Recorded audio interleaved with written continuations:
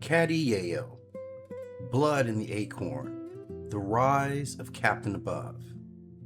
Before the Caddo raised their great earthen mounds, before sacred fires burned in the temples, before the Chi Nisi stood between humanity and the power above, the world itself was young. According to the oldest Caddo traditions, only 3 women lived upon the earth. There was an elder woman and her 2 daughters. One daughter was still a maiden. The other carried a child. Now, the story does not tell us who fathered the child. Perhaps no mortal man had done so.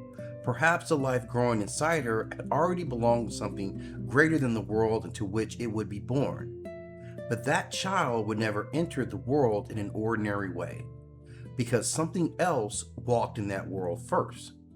Something ancient, something violent, something whose appetite threatened everything that might come after. It was called Caddo.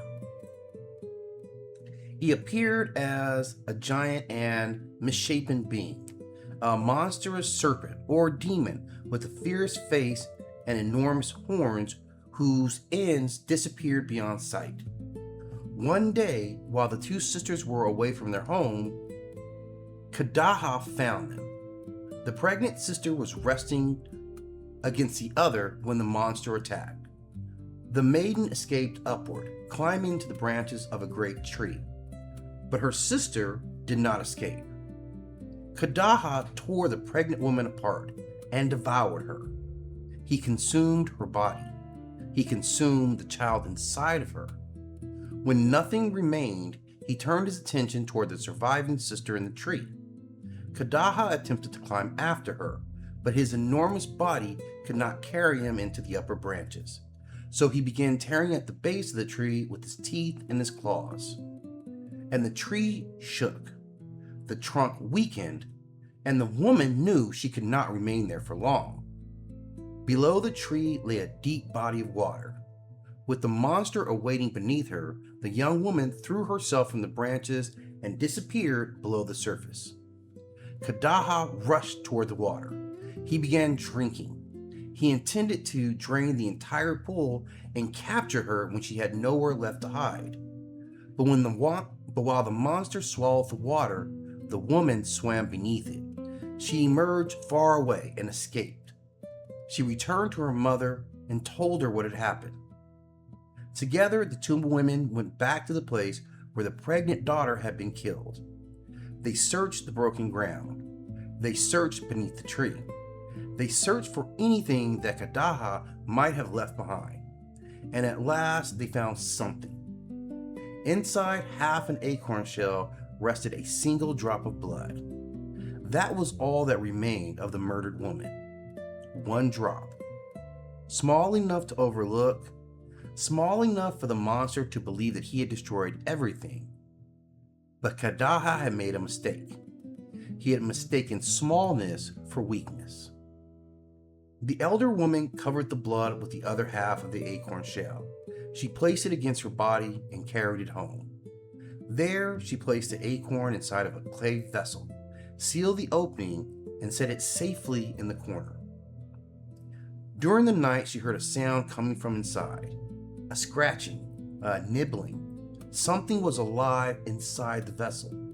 When she opened it the following morning, the drop of blood was gone, but in its place was a boy no larger than one of her fingers.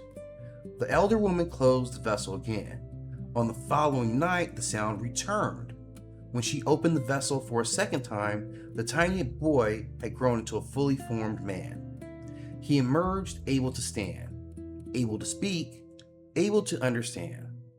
The first thing he wanted to know was, "Where is my mother?" And his grandmother told him the truth. She told him about the tree. She told him about the water.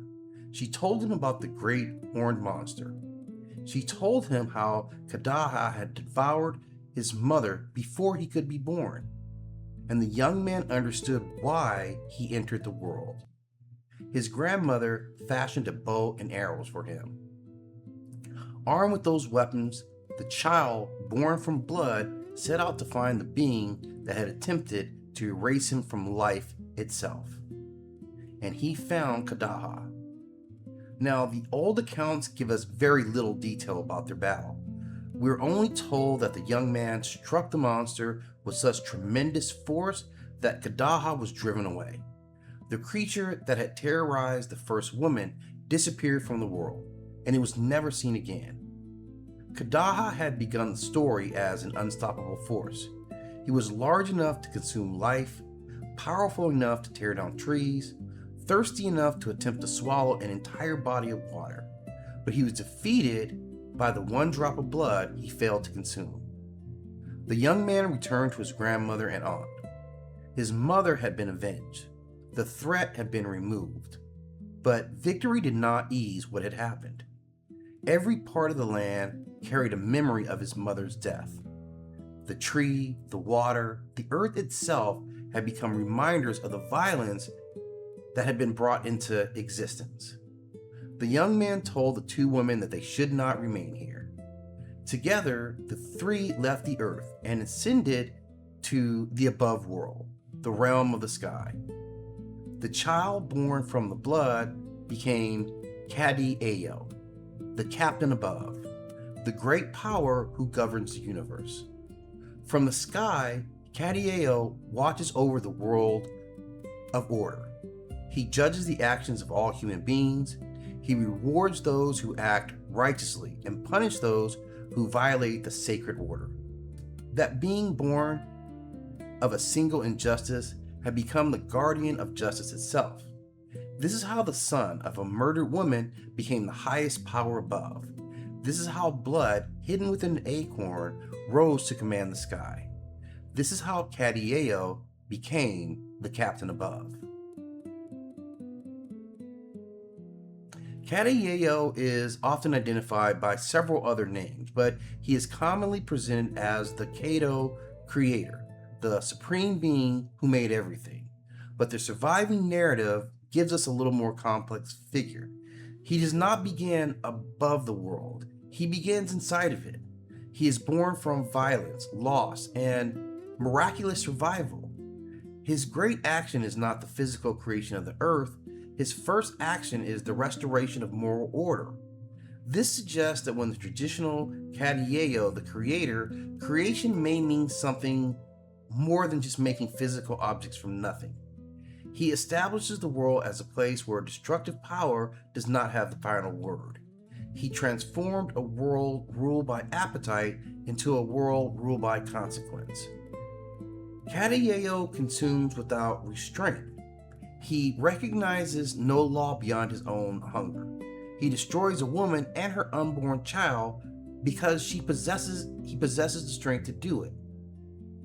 Caddi Ayo represents the answer to that kind of power. He is strength governed by purpose. He does not consume, he restores. He does not remain on the earth as another monster competing for dominance. Once the threat is defeated, he ascends and takes responsibility for the entire order of existence. Now, the blood. Caddi Ayo is born from the blood of his mother. Blood is ancestry. Blood is identity. Blood is the part of the people that violence may shatter, but never truly destroy. While the great demon believed that he had consumed the woman and everything that could come after her, but her blood preserves the life of the very next generation. Caddi Ayo is therefore not born in spite of his mother's death. He is born through what survives her death. The acorn itself is one of the smallest objects in the story, but it holds the story's greatest power. An acorn contains the hidden possibility of an enormous tree. Think about what exists outside. The same was true for the infant Caddi Ayo. He begins as a drop of blood inside of a shell. Then he becomes a tiny child. Within another night, he stands as a man capable of confronting the greatest destructive force in the world. His power is potential made visible. The monster sees only that it is large. The woman recognizes that the sacred possibilities exist within that which is small. Now, the story is also driven by women. Their surviving sister escapes through courage and intelligence. The elder woman searches for what remains. She recognizes life within the blood, preserves it, carries it home, and protects it. She then creates the weapons in which Caddi Ayo fulfills his purpose. He defeats the monster, but he does not create himself. The women recover him from death. With their actions, there is no avenger, no ascension, and no captain above. Now the bow. The bow is significant because it connects Caddi Ayo's divine authority to the world of human beings. He does not descend carrying a supernatural thunderbolt. His grandmother fashions a weapon for him, and that matters. His power may be divine, but the instrument through which he acts comes from family, community, and inherited knowledge. The bow is more than a weapon. It is the responsibility handed down from one generation to the next. Now, after defeating the serpent, Caddi Ayo ascends with his grandmother and aunt into the above world. This move establishes the vertical structure of the Caddo cosmology. There is a world below from which the Caddo people emerge. There is the middle world, the living earth understood as mother. And there is the above world, associated with the sky, celestial power, and Caddi Ayo. Yet these worlds were not completely separated. The spiritual life maintained communication between all three. The spiritual principles acted as intermediaries between the people and Caddi Ayo himself. Their ceremonies, sacred knowledge, and communication with the powers above helped them preserve balance between human community and the larger universe. And all this was connected through the sacred fires which you saw in their temples. Historic depictions tell of a central fire made from 4 great logs oriented toward the 4 principal directions. The fire was not allowed to die. New household fires could be taken from a sacred fire temple, carrying spiritual continuity from the ceremonial center into the homes of the people. The first tobacco, the first corn, portions of the hunt, and the first fruits of the harvest were offered within the sacred relationship. Fire joined heaven, earth, community, and daily life. Caddi Ayo was therefore not merely a distant figure, but a figure who completed creation and disappeared. His order had to be maintained. It had to be remembered through ceremony, and it had to be carried from the temple into the home. It had to remain alive. Caddi Ayo is the power of sacred survival. He is the remains when destruction believes it has consumed everything. He is the blood that cannot be erased, the possibility hidden inside the acorn, the child preserved by the women, the avenger armed by his grandmother, the earthly son who raises to become the captain above. His story teaches that size is not the same as power, violence is not the same as authority, and survival is not merely continuing to exist. Sometimes survival becomes judgment. Sometimes memory becomes a weapon. Sometimes the smallest thing left behind carries enough power to change the order of the universe. The demon devoured almost everything, but almost was not enough, because inside one forgotten drop of blood, the captain of the sky was waiting.